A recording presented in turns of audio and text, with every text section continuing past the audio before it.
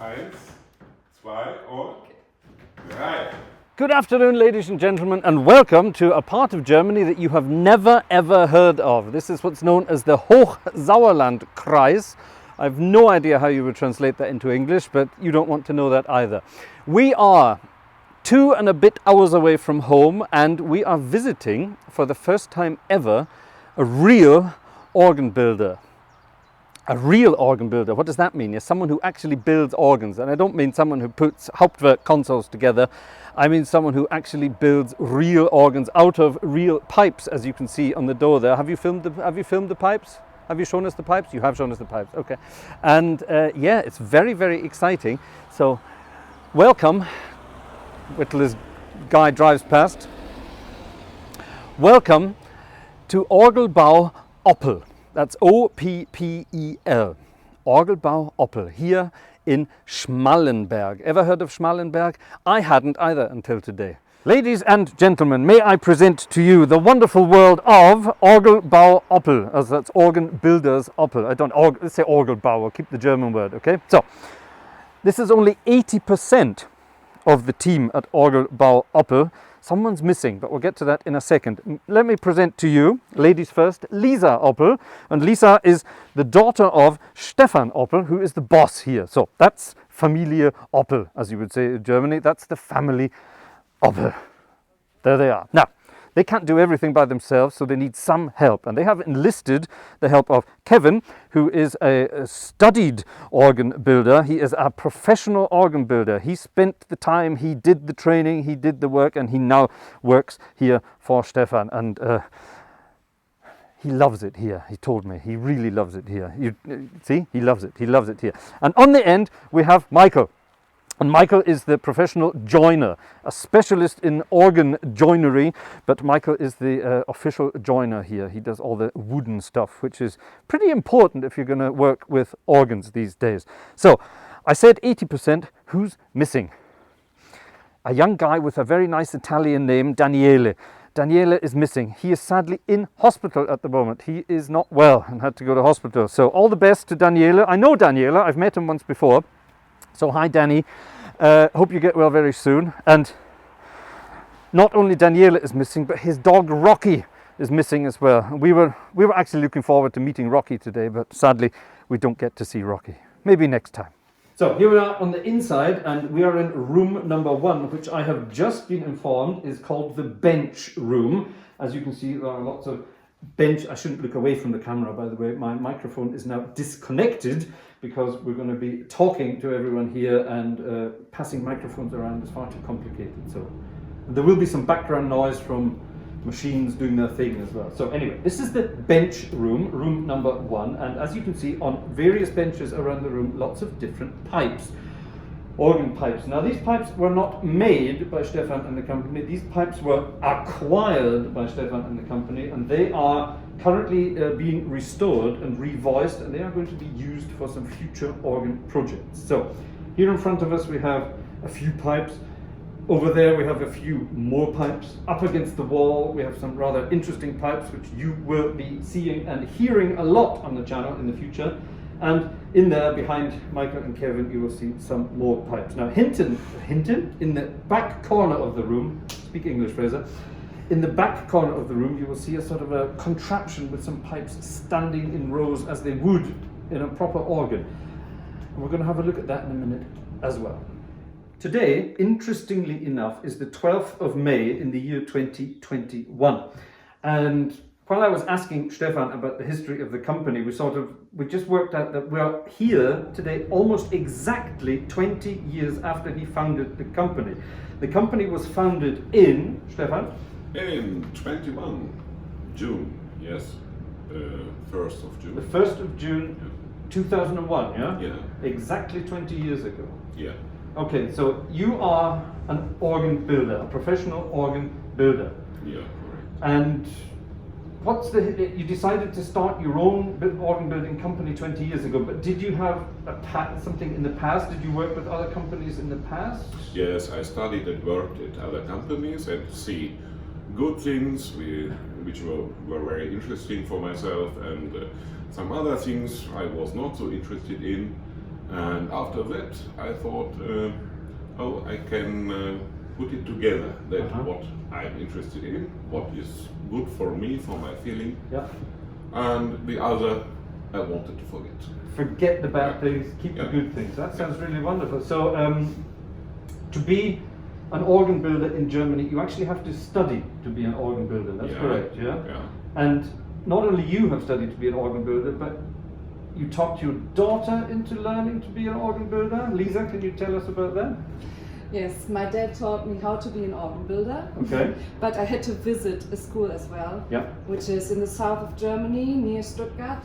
And yeah, Okay. and it took 3.5 years to do the whole apprenticeship. Okay. So it's a proper official apprenticeship to be an organ builder, Mhm, and yes. then so 3.5 years. Yeah. And during that time, did you work with your dad, or did you work with other organ building companies as well? I did only work with my dad, but after my apprenticeship I went to New Zealand for a few months and worked there with the South Island Organ Company.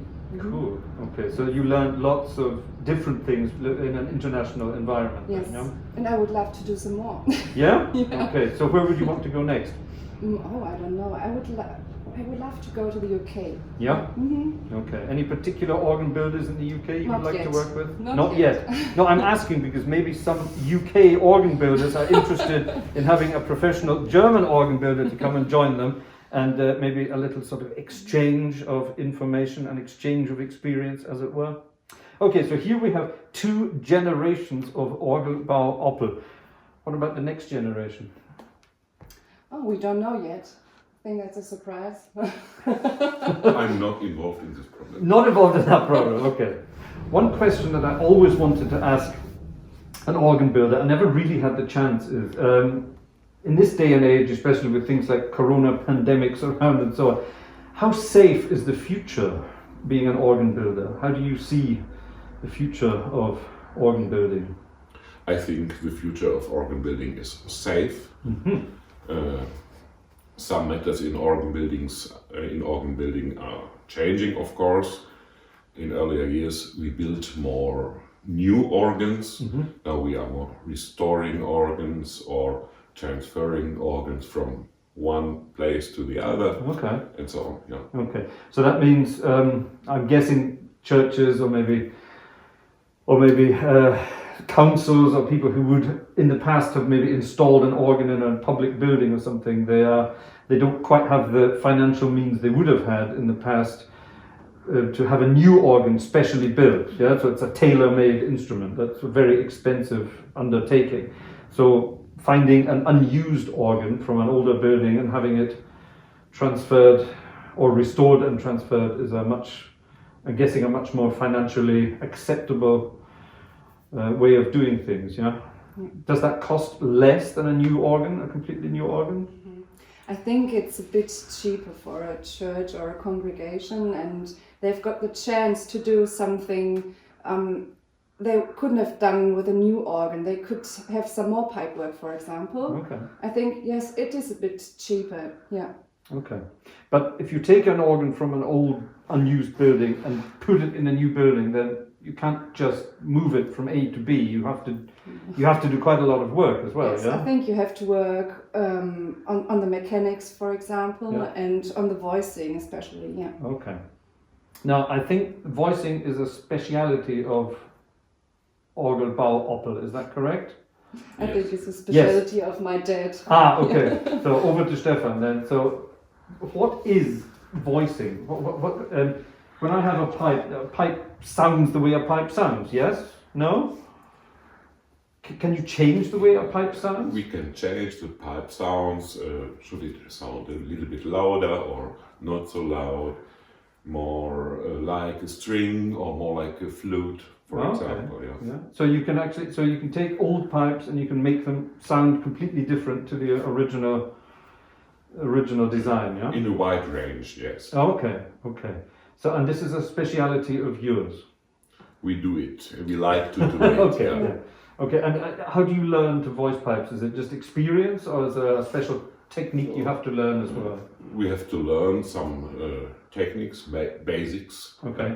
And after that, yeah, it's interesting. It is to see and to hear different styles of organ building, romantic or baroque. Yeah. Yeah, Yes, Okay. I think And- sorry. bitte. You can, everybody develops his own way of voicing, I Yeah. think. That's right too, yeah. Yeah. Yeah. Okay. So it's a personal thing as well. Yeah. Oh, yeah. Yeah. So it's an art form, voicing organ pipes. Yeah. It is craftsmanship Okay. and it's an art form, yes. Wow. Okay. So first things first, we have to make sure we are at least a certain distance apart from each other so that we are corona conform. That's very important. Now, I warned you that we'd have a look at this interesting contraption here with some pipes standing on it. This is excuse me, this is a piece of kit that organ builders use to voice and tune pipes in the workshop to make sure that they work properly. So it's basically an organ, it's a chest with pipes on it, and there's a little keyboard here so that you can sort of, open the valves, get the wind into the pipes, get it to sound. And the clever amongst you will notice that there are two different ranks of pipes, and I just did the German version of this scene, and I worked out correctly that the first one is an oboe, thank God I got that right, and the second one is a kind of principal, and Stephan corrected me, it's a Geigenprinzipal, so a violin principal, or a string principal as you might call it somewhere else in the world. And these two ranks come from a Dutch organ, a Dutch romantic organ that was no longer in use, and Stephan salvaged the pipework, and here it is in the workshop being re-voiced. Now, we found two pipes, how convenient, one for the German and one for the English scene. We found two pipes that still need to be voiced, and this is how they sound. So the rank sounds perfectly normal until we get to this pipe, which speaks very slowly. Yeah, you can hear the sound coming, but it takes a long time. And then this one, which doesn't quite, you can hear the air is sort of trying to get through to the pipe, through to the lip of the pipe, but it's not getting there. And now we're going to find out how this magic works. Now, we've just done the German version of this scene where we took the pipe and changed the way it speaks so that now it's perfect. It speaks really fast, it speaks really strong. And I saw Stephan do it, and he told me he was changing things and changing the way he saw things, and I didn't see any difference, but he obviously did. So come in close, and we're going to do it now for the second pipe. So that's this one. Yeah. Ah. And you can hear this pipe it's hardly speaking at all. So Right. let's have a look and see if we can work it out ourselves. Now, I think, if I'm right, Stephan, tell me if I'm wrong, but when the air comes through this part of the pipe, across the bottom or the opening here, it has to hit this upper lip, correct? Yeah. Yes. And if this lip is not perfectly positioned, perfectly straight, then the air can't make the pipe sound properly, and we have a problem. Exactly, yeah. And you can fix this, Yeah. quite simply. Let's try it. Yeah. Okay. A little bit.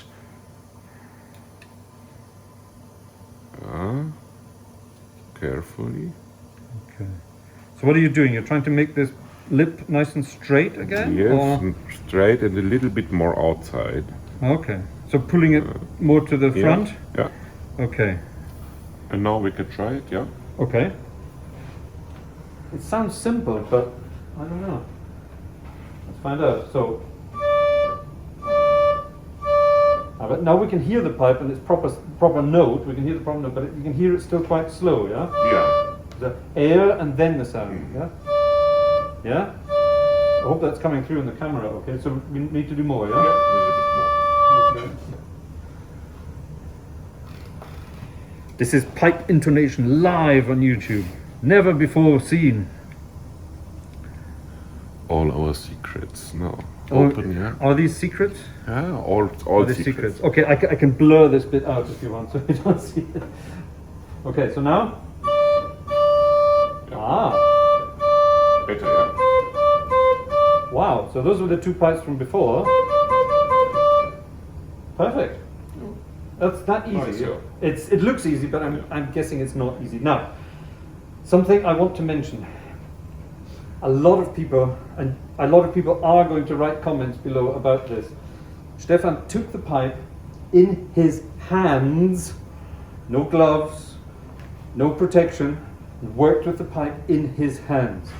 a lot of people write comments that you should never touch metal organ pipes with your hands because of the acid, because of the oils in your fingers. What do you think?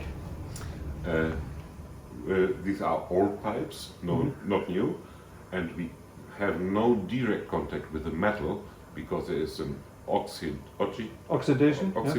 on it. Yeah. Okay, so the pipes have a sort of a surface oxidation already. We can't do any harm to the pipes. Yes, that's it. But what about nowadays? In Corona times, we're always spraying our hands with disinfection sprays and things. Is that bad for pipes?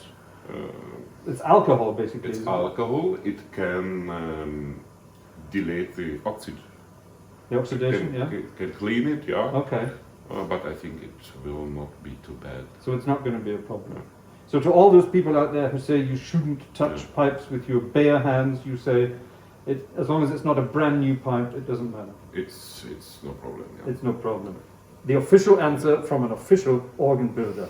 Now stop commenting about that. We're still in room number 1, yeah? So like you can see all these pipes lying around here. Now these pipes lying flat on the tables, they belong to an old Dutch organ.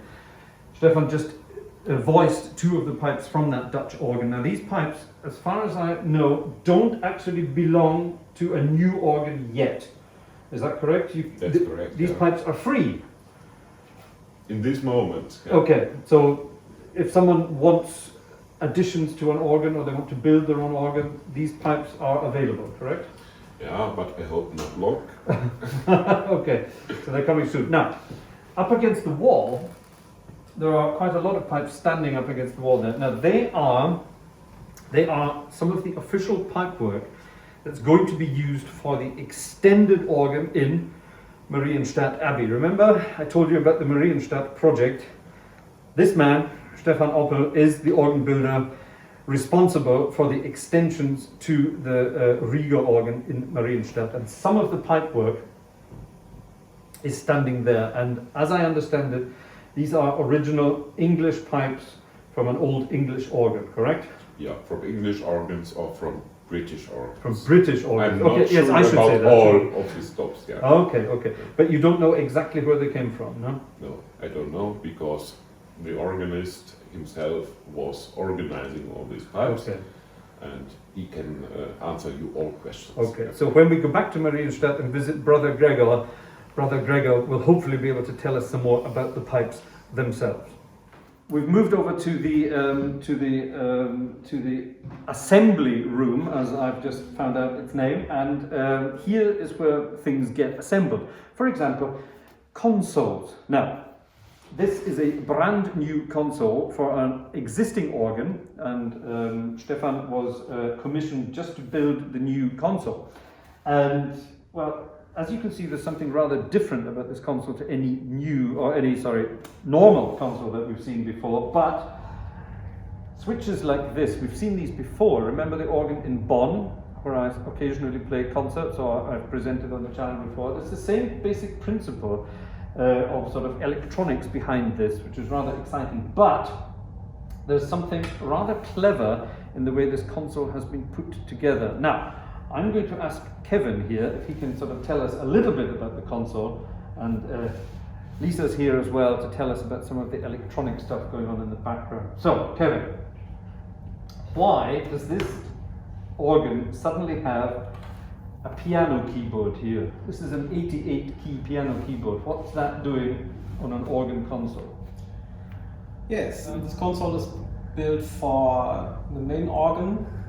That's these keyboards. Okay, so 2 and 3, yeah? Yes. Okay. On the right side we have a MIDI expander. Aha. You can play with these keyboards. Okay. You can use piano sounds, you can use string sounds. Synthesizer or... Okay, so full MIDI synthesizer capabilities. Everything you want. Okay. Everything the organist wants. I mean, he's got so many chances to put the different characters, the different stops on the different manual keyboards. Yeah, okay. Yeah. So I'm thinking, like, remember the organ in Bonn Boyle where we were, yeah? And they have a MIDI expander there as well. You can have that wherever you want. But here we have the full 88 keys, so you can have an actual proper piano. There's even, I don't know if you can see down in the organ, there's like a piano, a sustain pedal for a piano down there as well. So the full piano effect on this bottom manual, and then the real organ sound on the normal 2 keyboards. But I think we can also, yes we can, you can couple the organ sounds down onto this keyboard as well, so you can sort of mix and match with all these wonderful things. Now this is kind of like the future of organ building. This is taking an existing pipe organ and then adding electronic sort of hybrid components to it, so that you have sort of more interesting possibilities. So the organist can sit at the organ, play some piano music, play some organ music, play some orchestral synthesizer music, etc., all from the comfort of one console. Now this is very clever. Now, what's this here? This is sort of, these have nothing to do with stops. These are different. These are kind of special effects that you can use, like crescendo, for example, or pizzicato or sostenuto. Okay, so it's like, again, like in Bonn with those the toy counter, I like to call it. It's like a cinema organ almost, where you have different effects and things. And then I'm guessing this is just a sort of display, so that I have control of what I'm doing. Is that right? Actually, it's a touch display. Okay. So where you can sequence all the different registrations. Yeah. Yeah. Oh wow. Okay, so this is kind of like, I suppose it's a kind of future of organ building, isn't it? It's taking the old world and the new world and mixing them together in one almost compact solution. I quite like it, actually. I like things like this. But then again, you know, I like sort of modern technology stuff, which leads me on to this.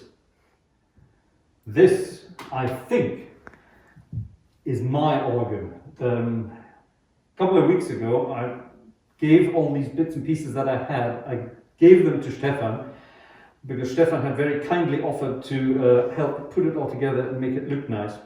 So Stephan took the manuals, took the pedals, took them to his workshop, and basically gave it to Michael. Now you've met Michael, you saw him at the beginning. Gave it to Michael and said, Michael, Fraser wants this, Fraser wants that, Fraser wants this, Fraser wants that. A long list of things that Fraser wanted. And Michael has apparently completed this job today, and I haven't seen it yet.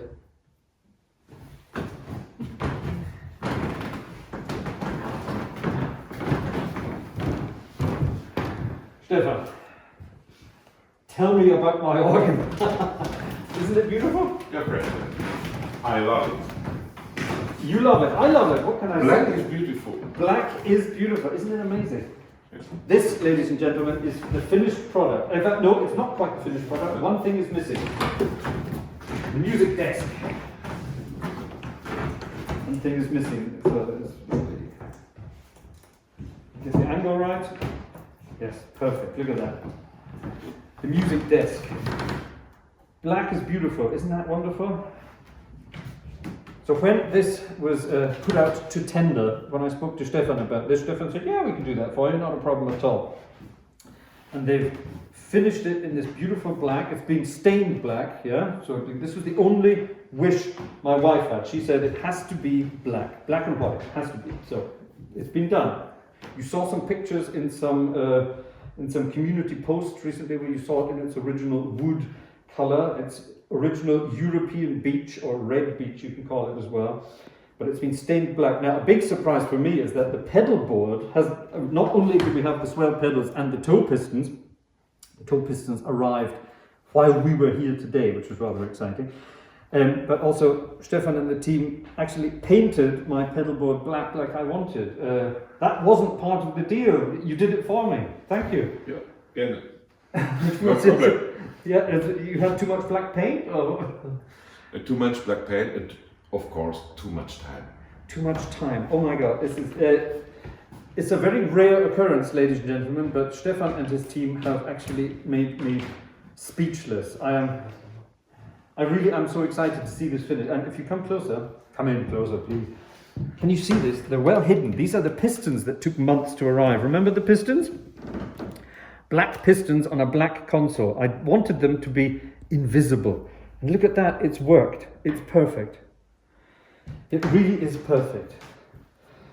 Only one thing remains. I have to pay Stephan's bill. Ladies and gentlemen, that was our first official visit to a real organ builder, and that was rather exciting. Not only personally for me, because I get to pick up my own instrument now and take it home, finish it, wire up the pistons, wire up the toe pistons, wire up the swell pedals. Stefan's looking and nodding in the background. He doesn't believe that I can do this, but he has offered to help if I get stuck, correct? Yes, you can call us. I can call. Oh, that's nice. Okay, thank you. So that, well, at least there's that. So yeah, so I still have a little bit of work to do there, but that's my bit now. But yes, all that remains is for me to, of course, thank Stephan, Lisa and Kevin for the time we had here this afternoon. We'd planned for sort of 1.5 to 2 hours to sort of check everything out, have a chat, look at everything, and we've been here for well over 3 hours so now. So I think it's time to let these poor folks get home for the well-earned evening rest for today at least. So yes, that's that. But yeah, I hope you enjoyed our visit to Orgelbau Oppel, and I hope you learned something about the world of organ building. I did, and I like to think I know something about organ building, but I learned some rather exciting things today as well. So hope you did too. Don't forget, down below you can leave your comments, let us know what you thought of our little visit today. You can also give us a thumbs up, and don't forget to press the subscribe button so that you get more of our organic content as we get it finished. And you will also find a link to Stefan's website down there, where you will also find a blog all about the world of organ building, which Lisa takes care of. That's one of her jobs as well. So yes, organ building is also online these days. So I think I've said everything. Thank you, Stephan. Thank you, Lisa. Thank you, Kevin.